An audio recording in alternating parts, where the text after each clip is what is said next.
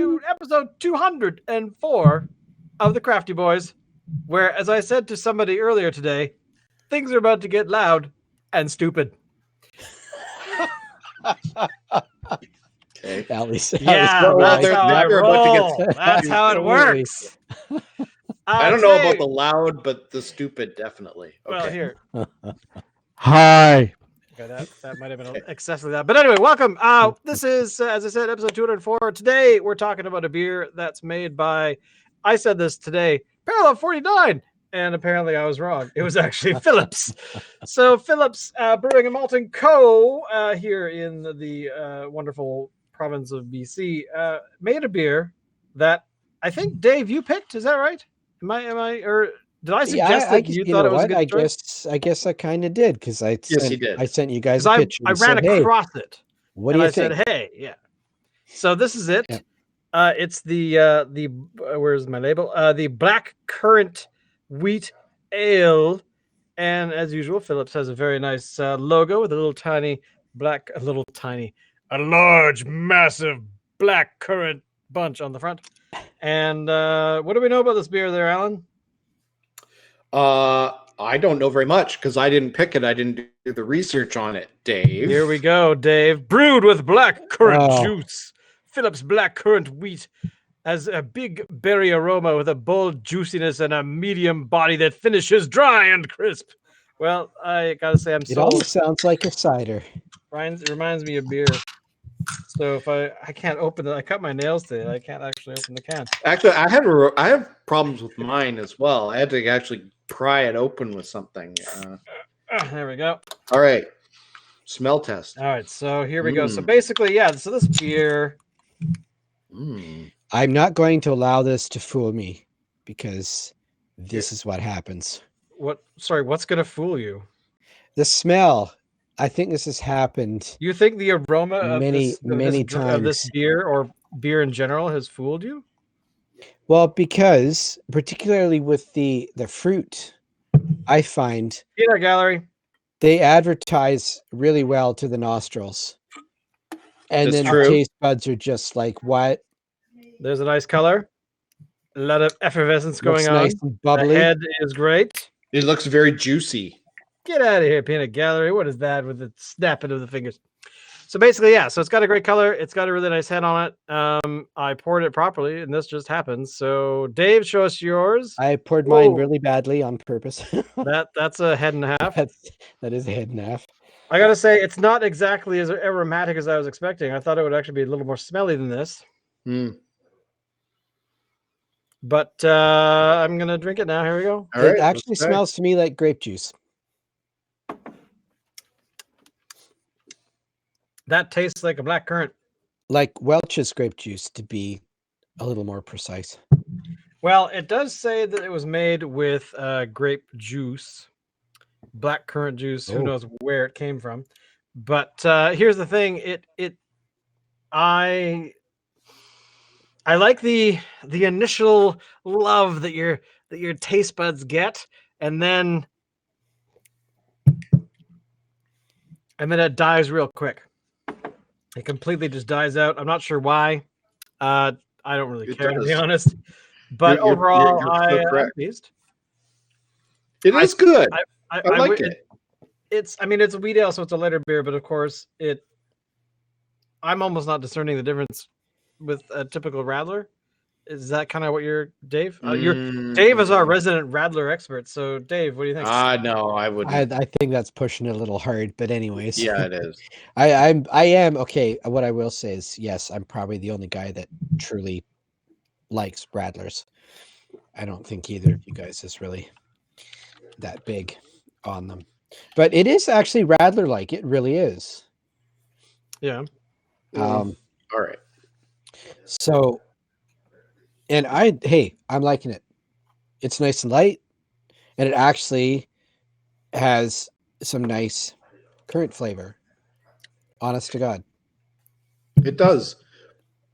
It doesn't feel like a fall beer though. I mean, as we get into the fall, I'm seeing a lot more stouts, a lot more dark ales, things like that. But I like it. I think it's great. It's more of a summertime beer, I think. Well, this is what I mean, is that it doesn't feel like a beer that would come out right now. But again, it's the first time I've seen it, so I can only imagine that it was brewed not too long ago. Yeah, But I then mean, again, currants maybe are not it's an early thing, right? Maybe it's a late batch or something. You know, they had a batch sitting Well- around there. Hey, what are we gonna turn this into? It's a wheat ale. When are currants harvested? Like what time of year? Oh, okay. I'll be been, honest, I don't know. So I think it would have been back in July. Apparently, the cultivation of well, according to this, all year round. But okay. So I you know what? If they wanted to make like a fall kind of wheat beer, why not make it with cranberries? That would be interesting. I don't know. I think cranberries would, if they're going for a fall autumn market, I think cranberries is where it's at. So if they don't want to make like a pumpkin beer, and you know what, I mean, they're going to make pumpkin beers anyway. But if they want something that's a little bit different from pumpkin, go with something that's like, you know, like maybe got poultry seasoning and infused with turkey juice. We baked a bunch of turkeys, squeezed the juices out, threw it into the beer, and then we threw some cranberries in. And hell, we baked some potatoes, mashed them up, cooked that. You know what? Threw them in. We're saying this in jest, but I suspect that there is like a turkey dinner beer out there somewhere. He says, we should do it. You forgot the Brussels. Turkey dinner beer. No, as far as I can tell, it's only talking about the pairings. What beer do you have? Okay. So this is it. When we start our own brewery, we're making a turkey dinner beer. But back to this one, I'm enjoying this. As far as wheat beers go, I've had better. And I'm thinking, even just recently, we had the Hefeweizen from Red Arrow. Yes, that's right. The Heritage River one. That one beats this one in spades. That is true. I would go with that. The one thing I'm finding about actually, you know what? I'm totally distracted. You said it earlier about how this beer is not your favorite, and all I could think of was Venkman talking to Vigo. While taking photographs of the painting. Do you remember that?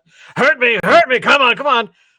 I've worked with many, but not not as good as you, or whatever the hell the line is. But not I've worked with better, but not many. So there you go. I think that I'm pulling out the Ghostbusters 2 quote right away. Yeah. And you know that yep, lost Alan, it's all good. Yeah.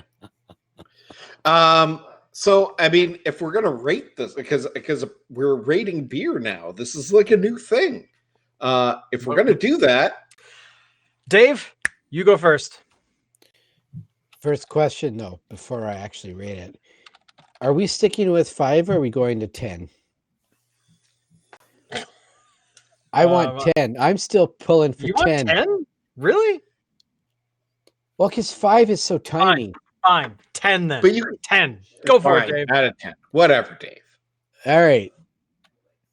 Sweet. I'm saying 8. 8 out of 10? Yep. Cool. That's bold. I give it a 6. Hey. I was gonna give it I was gonna give it a 3 under the old scale, which would be a 6 out of 10. But maybe I'll go 6.5. Wow, we got an 8.5 out of 10 by the Russian judge. So I'll average it to 7 out of 10. I just about typed in 120, but that's okay. Okay, well then I guess this beer passes. I think it does. It's beer. Good. It's decent. It's something enjoyable, but not going to be the best thing ever created. All right, the verdict is in. Why did you give it such a high rating there, Dave? I'm kind of curious about why you gave it. Is it because of your love of Radlers? That's probably part of it. Or at least some. Like, even in Radlers, there's quite a variety. And hey, I'm not going to say I like them all because I don't. But, and here's the thing. I think this is where Alan and I are kind of like going, whoop, is Alan is not a fan of the sweeter, more fruity beers. But I am. And I think that's kind of what it boils down to. I don't know if that's fair to say. I do appreciate a fruity beer. Pardon me, but I find some of the fruity beers that we have had leave a little to be desired. We've had some very good fruity beers. Yeah, yeah. So the of note, just off the top of my head, the Buried Alive from Longwood, I believe it is, which was a raspberry beer that we had early on. I really enjoyed that one. That one was really good. The Fruity Mother Pucker, which was from Axe and Barrel, I believe it was also very good. We had that one at Beer Fest. Now, what does that mean? Okay, so if we think those beers are better, what is it that shines out of those beers that's not in this one? Like, if we think that this one is okay but not amazing, what is the bar that they have to set? Does it have to be like a very strong fruit flavor? I think Does it have so. to be, like, does it have to be to the point where you beer? Because we're getting into this whole trend right now that I've been reading about for the past couple of weeks, where salted beer is a thing because of that whole, the beer that I really liked at Beer Fest a few weeks back was the one that was an old fashioned, and I liked that one last Christmas, which is in the Christmas thing, and those beers really kind of were to me different, but I still recognized it was beer. Now, apparently, according to the few articles that I've seen over the past couple of weeks, this is a growing trend where they're trying to turn beer or make beers that are emulating, or I don't know how well, but they're trying to be cocktails. So I don't quite know if that's a good idea or not. I mean, it makes for a tasty drink, but then you kind of go, well, if I'm going to have an old fashioned that's almost indiscernible, then maybe I should just have the old fashioned instead. I don't know. I'm concerned that there's too much bleed. I think with the fruity beers, for me anyway, my taste, I want to be punched in the face with fruit flavor. Okay. I want to be indiscernible from a regular beer. And this, to me, is not indiscernible from a regular beer. I know it's a beer. You know, the fruity flavor is kind of in the background a little bit. I know it's there, but at the heart, this is still a beer. So, Dave, then there's other. Oh, sorry. Then there's other ones that we've had which do the job a little bit better. At Beer Fest this year, Falcons and Warlock had a Limoncello Pilsner, which was incredibly tasty. Huge lemon flavor in it. I think Dave actually would have really dug it. Yeah, I was going to say, I think I missed that, didn't I? Yeah, I think you did. Damn it. I think you were too busy doing the beanbag toss. Oh yes, thing. the bag toss. Well, I went and did that. Yeah, it was really, really good. It was one of the highlights of Beer Fest for me. Wow. I would drink that one again in a heartbeat. This one, I don't know if I'd buy it again. Maybe I would. I don't know. Dave, would you buy this one again?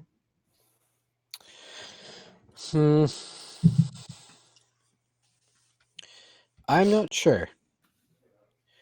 I don't say that because, I mean, obviously I like it because I gave it an 8. I think it's because how I came into this is as a non-beer guy. And so, I mean, yes, I could come up with some favorites, and I would struggle to do that, actually.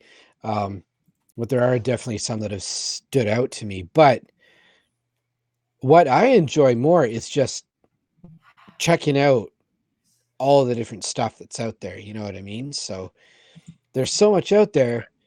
I would just want to try something different. Okay. And Dave raises a good point. I mean, although there's beers that I would have again, oftentimes I don't, because there's just so much out there that I want to try.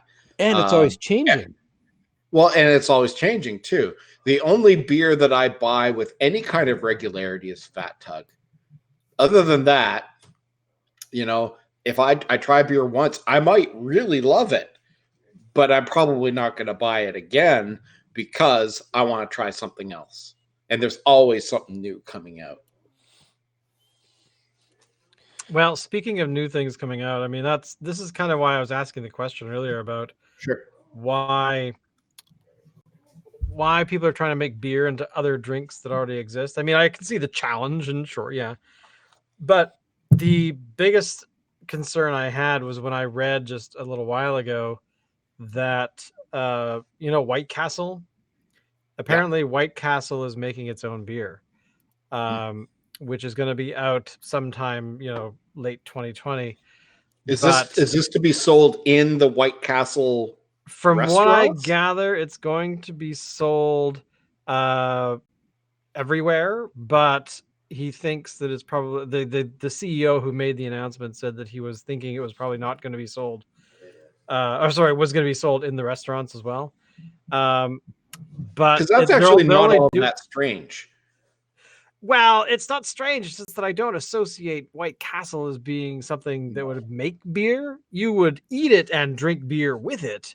But, I mean, to me, that makes sense. To them, I'm sure it makes total sense. But you know what? I don't know. I just in Amsterdam, you can go to McDonald's and get a glass of beer. I'm not talking about a paper cup, but an actual glass of beer.